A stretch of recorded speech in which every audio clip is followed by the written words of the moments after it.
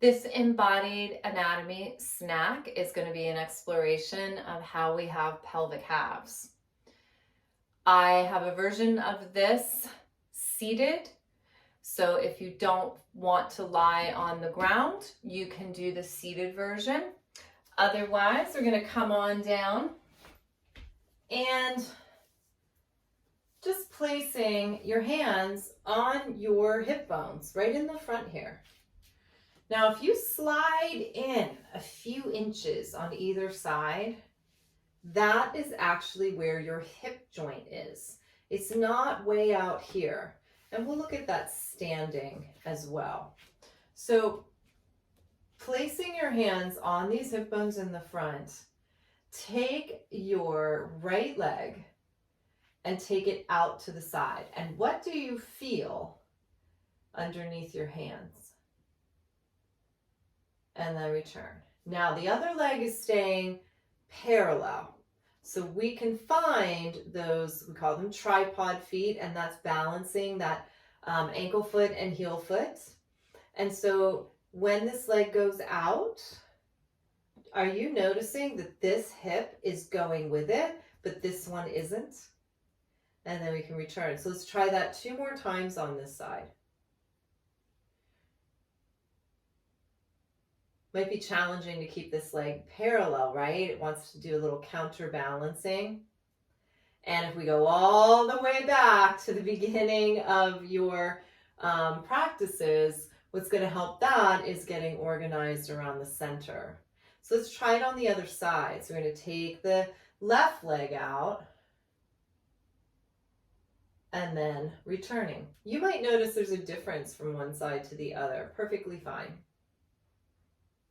And because in our soma movement, we slow things down, you're going to be able to catch when something tries to compensate, like you want to roll or something grabs. And then you can make a choice about it. You can relax more. You can yield into the ground. Or maybe you decide you don't want to go as far. So our concepts in soma movement, they build on each other. Now, what if we tried alternating one leg and then the other? So now we have to be a little bit quicker with our patterning. So, are you feeling that? Like you can move one and then not the other. And let's just do one more.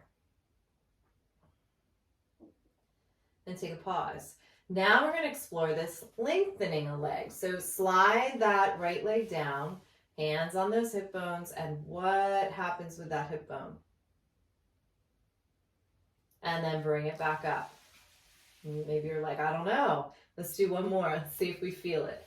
That hand right on it. What happens as that leg extends? Does this hip bone go forward a little bit? It does, because our pelvis is doing a little rotating. And let's try it on the other side. There's my spatial awareness, lack of spatial awareness. Are you getting used to that yet? And then bring yourself up, and then one more. So feeling that hip bone. And if it doesn't feel okay to straighten all the way, remember it's okay.